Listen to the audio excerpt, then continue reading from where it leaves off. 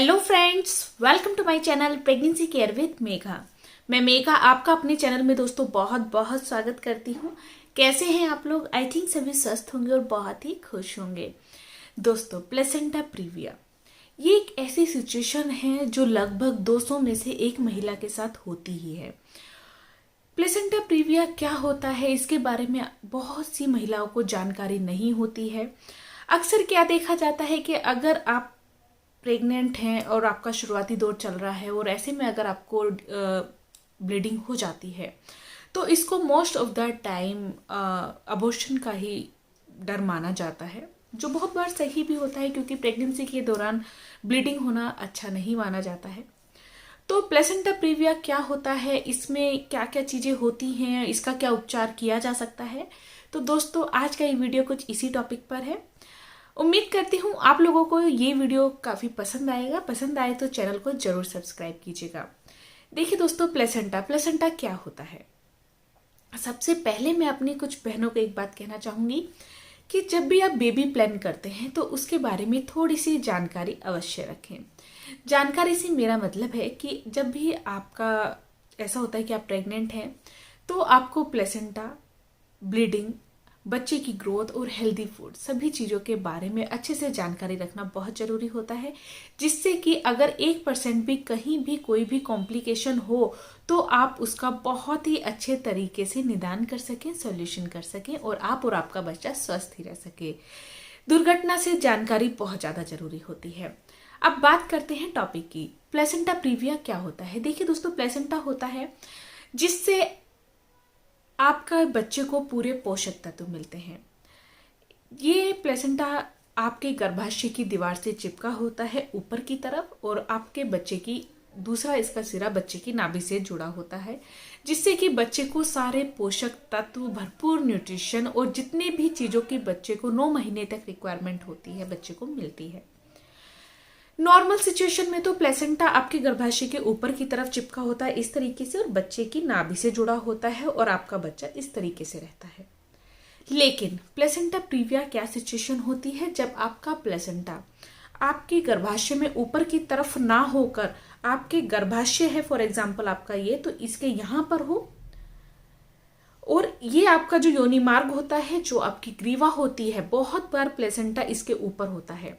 बहुत बार ये पार्शली होता है कि हल्का सा आपकी ग्रीवा को ढक लेता है और बहुत बार ये क्या होता है कि कंप्लीट प्लेसेंटा प्रीविया होता है जिसमें ये आपकी ग्रीवा को पूरा का पूरा कवर कर लेता है। ऐसे में जब भी आपका डिलीवरी का समय आता है तो आपका बच्चा हेड डाउन नहीं कर पाता है क्योंकि ग्रीवा बंद होती है और आप बच्चे की नॉर्मल डिलीवरी होना के जो चांसेस होते हैं काफ़ी हद तक, मैं कहूँ कि 99% कम हो जाते हैं। पार्शियल में भी हो सकते हैं जिसमें मार्जिन होता है हल्का सा कि हल्का सा प्लेसेंटा उससे दूर है तो भी वहाँ डिलीवरी के चांसेस होते हैं।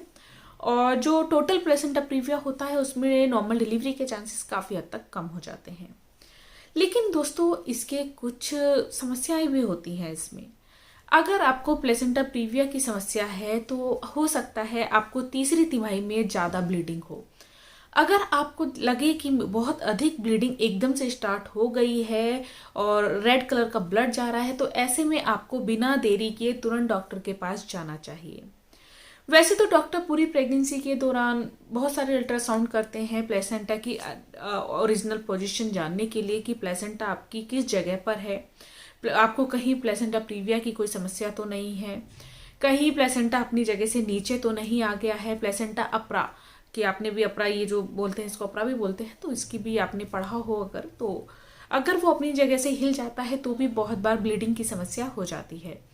तो इस चीज़ का भी आप लोगों को काफ़ी ध्यान रखना होगा। अल्ट्रासाउंड में ये चीज़ें पहले ही बता दी जाती हैं कि आपकी जो प्लेसेंटा है अपनी जगह से काफ़ी नीचे है, तो थोड़ा सा आप लोगों को संभल के रहना होगा।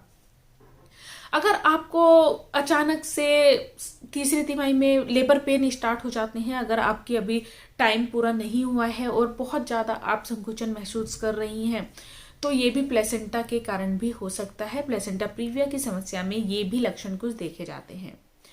ऐसे में आपको बहुत अधिक सावधानी का रहना पड़ता है, आपको बहुत अधिक सावधानी से अपना ख्याल रखना पड़ता है। जैसे कि कोई भी भारी काम आपको नहीं करना है। अगर आपको ब्लीडिंग हुई है तो ब्लीडिंग कितनी मात्रा में हुई है इस चीज़ का भी आपको ध्यान रखना है। अगर ब्लीडिंग थोड़ी हुई है तो ऐसे में डॉक्टर्स आपको अच्छे से आपको एक आध दिन ऑब्जर्वेशन में रखकर घर भेज देते हैं, तब आपको प्रॉपर रेस्ट करना है। अगर फॉर एग्जांपल अगर आपके 28 से 29 वीक ही हुए हैं, अभी आपका पूरा समय भी नहीं हुआ है, तो ऐसे में कोशिश करें कि ज़्यादा से ज़्यादा बेड रेस्ट करें। कोई एक्सरसाइज, कोई व्यायाम, कोई भारी काम, स्टेयर्स चढ़ना, यात्रा करना, ट्रैवलिंग, कोई भी ऐसी चीज़ आपको नहीं करनी है, क्योंकि आपका प्लेसेंटा एक ऐसी पोजीशन में होता है कि अगर आपको कोई भी एक भी झटका लगता है या फिर आप कोई भी भारी काम करते हैं तो ऐसे में आपके बच्चे को बहुत अधिक खतरा हो सकता है। प्लेसेंटा अपनी जगह से हिल सकता है, प्लेसेंटा नीचे आ सकता है बहुत ज़्यादा, और आपको बहुत अधिक ब्लीडिंग हो सकती है, जिससे आपके बच्चे को सांस लेने में दिक्कत हो सकती है। बच्चे को अच्छे से न्यूट्रिशन भी हो सकता है ना मिले, बच्चे के डेवलपमेंट पे बहुत ज़्यादा फर्क पड़ सकता है, आपकी प्री डिलीवरी हो सकती है, प्री मैच्योर डिलीवरी होना भी आप समझ सकते हैं कि बच्चा ऐसे में बहुत ज़्यादा कमज़ोर होता है। तो इस चीज़ का आप लोगों को बहुत ध्यान रखना है कि अगर आपको प्लेसेंटा प्रीविया की समस्या है तो आपको कोई भी रिस्क नहीं लेना है। 1% भी रिस्क आपके और आपके बच्चे के लिए काफ़ी नुकसानदायक हो सकता है। इसीलिए मैंने इस वीडियो के स्टार्टिंग में कहा था, प्रेगनेंसी से पहले आपको प्रेगनेंसी की नॉलेज होना बहुत जरूरी है। प्लेसेंटा प्रीविया में ऐसा नहीं है कि आपके बच्चे की जान को खतरा होता है, लेकिन नॉलेज के अभाव में आपके बच्चे की जान के लिए खतरा हो सकता है। क्योंकि बहुत बार बहुत चीज़ें ऐसी हो जाती हैं कि आपको तुरंत ब्लीडिंग हुई, आप समझेंगे कि नहीं अब तो बहुत परेशानी हो गई, बच्चे को ये हो जाएगा वो हो जाएगा। लेकिन अगर आपको नॉलेज होगी तो आप तुरंत डॉक्टर के पास जाकर उसका अच्छे से सॉल्यूशन, और अगर आपकी अल्ट्रासाउंड रिपोर्ट्स में पहले ही आ जाता है प्लेसेंटा प्रीविया की आपको समस्या है, तो आप उसको पहले से ही सिक्योर तरीके से चल सकते हैं। प्लेसेंटा आपका अगर बहुत ज़्यादा टोटल प्लेसेंटा प्रीविया की आपको समस्या है तो ऐसे में आपको हमेशा 35वें हफ्ते के बाद रेडी रहना चाहिए कि कभी भी आपकी सिजेरियन डिलीवरी हो सकती है। अगर आपको बहुत ज़्यादा लेबर पेन स्टार्ट हो जाते हैं, अगर आपको ब्लीडिंग स्टार्ट हो जाती है, तो हो सकता है डॉक्टर तुरंत आपका सिजेरियन डिलीवरी कर दे, क्योंकि ऐसे में भी बच्चे की जान पर बन सकती है, बच्चे का दम घुट सकता है। तो बहुत ज़्यादा समस्याएं भी हो जाती हैं। बहुत बार मेरी एक फ्रेंड है, उसके साथ भी कुछ ऐसा ही हुआ था। उसको शुरुआती दौर से ही जो उसका प्लेसेंटा था अपनी जगह से काफ़ी नीचे था, तो उसको शुरुआती 1 से 1.5 महीने बाद से ही उसको ब्लीडिंग स्टार्ट हो गई। तो शुरुआत में वो करीबन 1-1 हफ्ता हॉस्पिटल्स में रही, 3 हफ्ते 2 हफ्ते घर पर है, फिर उसको ब्लीडिंग हो जाती, फिर वो हॉस्पिटल में रही।